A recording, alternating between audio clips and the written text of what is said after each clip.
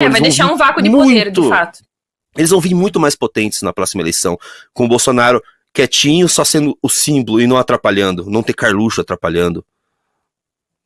E cada um querendo ser mais revolucionário que o outro, né? Porque vamos lembrar que o campo de ideias dessa direita é um campo de hiperconcorrência.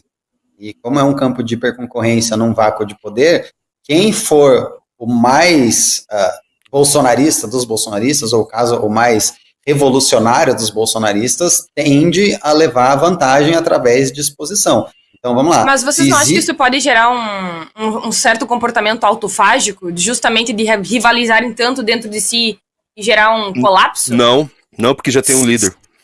Já existe um líder nessa direita, que não são chamados intergalácticos atores, são chamados disso porque eles são os mais revoltosos da direita, e já tem um líder. Não é um vácuo de poder por muito tempo, é um vácuo de poder por uma eleição, depois o Nicolas é o líder dessa direita. Não, e ele tem muito mais vigor, né? E ele tem muito mais vigor e ele só tá crescendo. Ele só tá crescendo, mas eu não sei se o Nicolas tem capacidade de liderança. Uma coisa é exposição e carisma. Outra coisa é capacidade. Não tem, mas ele conseguiu ter um carisma suficiente e uma adulação do público suficiente que fez as outras pessoas, por uma questão de oportunidade, colarem nele. Eu não sei se... o Bolsonaro tem uma coisa, assim, que é muito genuína, muito dele, de inspiração. As pessoas amam o Bolsonaro, né? Você pode ver, todo mundo que é bolsonarista roxo, o cara fala assim, eu vou seguir o capitão, e quando você vê que o cara chama o Bolsonaro de o capitão, a mente desse cara tá tomada pelo bolsonarismo, né? O cara está enamorado do Bolsonaro. Então, esse fascínio que o Bolsonaro exerce sobre a cabeça das pessoas é suficiente para que as pessoas sigam o Bolsonaro, mesmo ele sendo um péssimo líder que atentou contra a própria base em todos os momentos que ele pôde, né? O Bolsonaro não consolidou e aumentou o próprio poder. Pelo contrário, quando ele chegou ao poder, a primeira coisa que ele fez foi dividir o próprio partido, que era o segundo maior partido da Câmara, e todos os aliados que ele pôde jogar na fogueira, por motivos mais idiotas e ridículos possíveis, ele jogou. Tanto que o bolsonarismo é um movimento, isso até o Ricardo falou no News passado, e eu concordo, é um movimento que só perde massa crítica. Desde que ele chegou ao poder, ele só encolhe. É muito difícil você encontrar alguém que, de fato, virou bolsonarista nos últimos 4 anos. Um cara que não era bolsonarista e o cara passou a ser bolsonarista nos últimos 4 anos. Pelo contrário, você encontra muito ex-bolsonarista.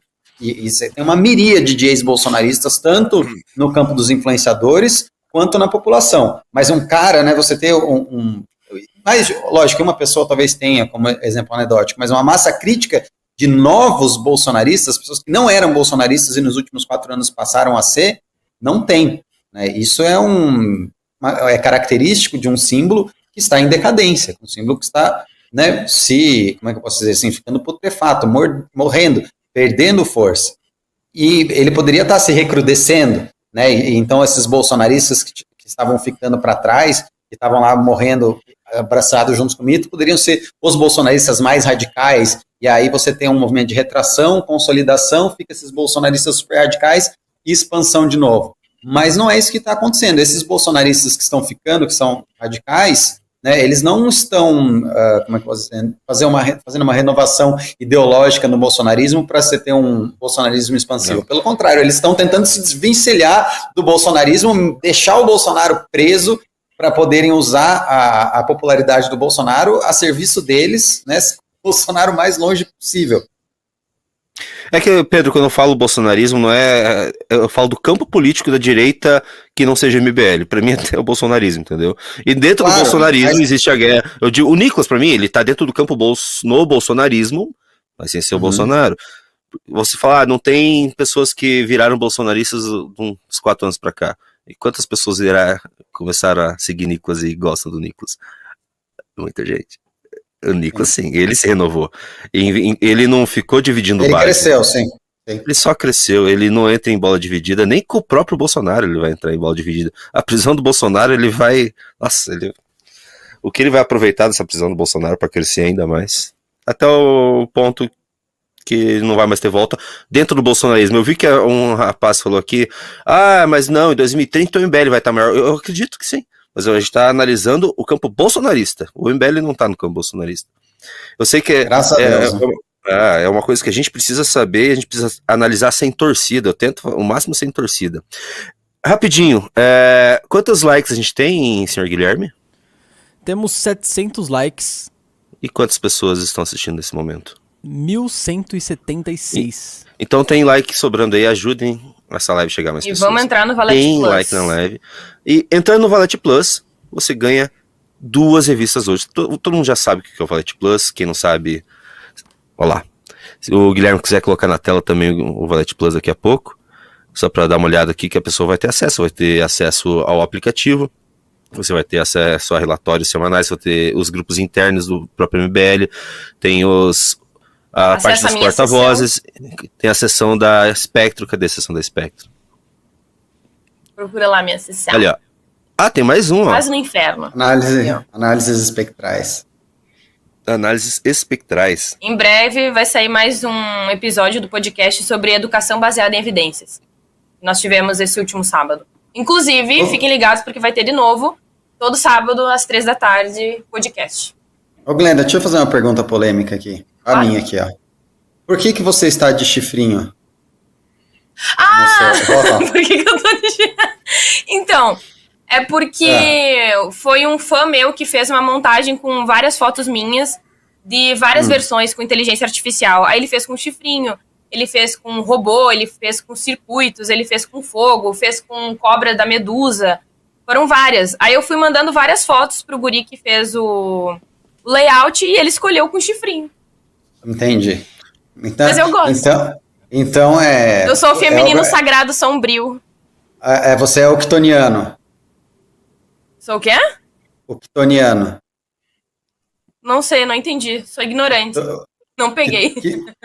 Quitoniano vem do grego ktonos, que quer dizer profundeza. O espírito arquetípico da profundidade feminina, que é aquela coisa que gera vida e destrói a vida ao mesmo tempo. Isso, como você não sabia isso, Spectro? Como você não sabia isso, Spectro? A Perséfone, a deusa Kali. A Kali, exato. É verdade. Bom, então vamos lá. Agora a gente vai Eu sou o arquétipo feminino das profundezas. Agora eu queria Precisa ser domado por Apolo, né? Falando em termos arquetípicos.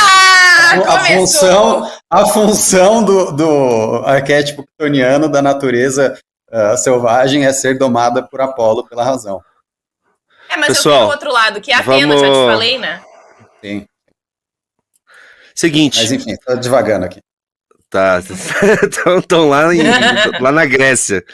Seguinte, só que não para por aí. Eu digo, e eu falei isso pro senhor Renan Santos, ele achou que não, mas eu acho que essa denúncia do STF tem tudo para se transformar numa catástrofe, sabia? Porque olha só quem entrou em campo hoje. Quem entrou em campo nessa batalha?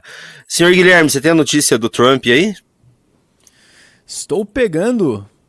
Por favor, coloque na tela. Você me enviou, Donald Trump.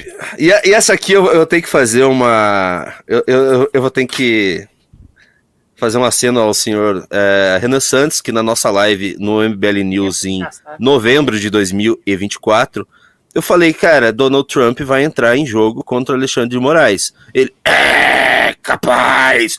Nunca que ele faria isso. Ele não ia... Imagina. Olha só. Rumble e empresa de Trump processam Moraes nos Estados Unidos. E sim, Trump, é que agora Trump tem coisas mais importantes para fazer, mas Trump sim está de olho em Alexandre de Moraes. Nesse momento está tendo uma campanha contra ativismo judicial nos Estados Unidos. Eles estão processando juízes, querem impeachment de juízes na Itália também. O assistente, eu acho que, como que é o nome dele? Jason Miller, eu não lembro o nome do assistente do Donald Trump, assessor do Donald Trump, foi preso, ou foi detido aqui no Brasil pelo Alexandre de Moraes. Eles estão com muito sangue nos olhos contra Alexandre de Moraes. Aquelas notícias que chegaram, não eram notícias, eram boatos que Alexandre de Moraes estava tirando dinheiro de Miami, agora começa a fazer sentido. O governo Lula aconselhando o Moraes a não ir mais para os Estados Unidos começa a fazer sentido, e agora entra no jogo não apenas bolsonarismo e STF, agora entra em jogo relações internacionais. Agora, qualquer movimentação, inclusive uma prisão do próprio Bolsonaro, pode trazer, assim, consequências graves para o próprio governo Lula e para o Brasil como um todo. Você acha que pode trazer alguma consequência? Eu queria fazer uma pergunta. Mais especialista. Eu queria fazer uma pergunta, na verdade, ignorante. Eu sei que você me cacifou como especialista aqui, mas eu tenho uma dúvida. Eu estava lendo essa matéria e eu fiquei com essa dúvida. Qual que é a capacidade de punição que o governo americano tem sobre o Alexandre de Moraes? Né? Porque, assim, ele não está nos Estados Unidos, a não ser que ele tenha patrimônio fora do Brasil, que vocês falaram que ele já tirou. Então, assim, beleza. Pode ser o processo, pode ser a condenação, e aí? Né? Eu ia perguntar isso para você, eu não faço a menor ideia. Eu não entendi também. Assim, eu não sei até que ponto existe uma capacidade de fato ser, né, não seja algo apenas simbólico, porque a corte americana de fato tem um poder restrito sobre a soberania brasileira, né? Ainda bem, restrito? Nesse sentido. Você acha que tem restrito? A gente tá falando dos Estados Unidos.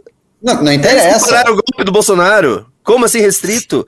Não interessa. Não, se o Alexandre de Moraes for, digamos, né, eu não acho que cabe a esse processo, que me parece um processo civil, mas caso ele seja condenado lá e, enfim, receba uma multa, a multa vai ficar lá pendente. Só tirar. Não sei que ele não vá para Disney, eles não vão conseguir cobrar a multa dele. E isso é gravíssimo para o Alexandre de Moraes. Esse pessoal tem um ego lá na lua. Não. Imagina.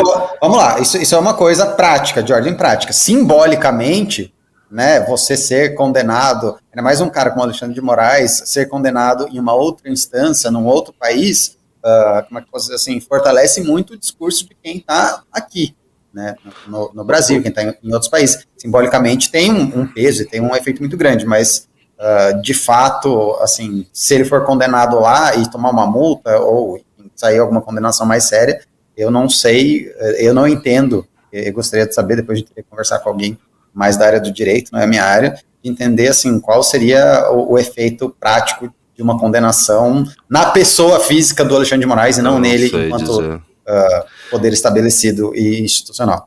Mas o maior problema para mim, Dero, é a forma que isso pode escalonar, entendeu? Porque hoje já teve Steven Crowder denunciando isso, fazendo live com Paulo Figueiredo, que inclusive tá no inquérito, mas eu nem sei porque eles colocaram Paulo Figueiredo no inquérito. Paulo Figueiredo tá nos Estados Unidos, cidadão americano, eles não vão encostar a mão no Paulo Figueiredo. Eu nem sei porque eles colocaram. Talvez o Alexandre de Moraes vai virar um Alan dos Santos, né? Vai ter que ficar aqui no Brasil sempre, não vai poder sair do país, sei lá. Mas isso é péssimo pro Alexandre de Moraes. Isso que aconteceu hoje a dimensão é horrível, tá? Porque é o seguinte, agora depende de como se escalonar.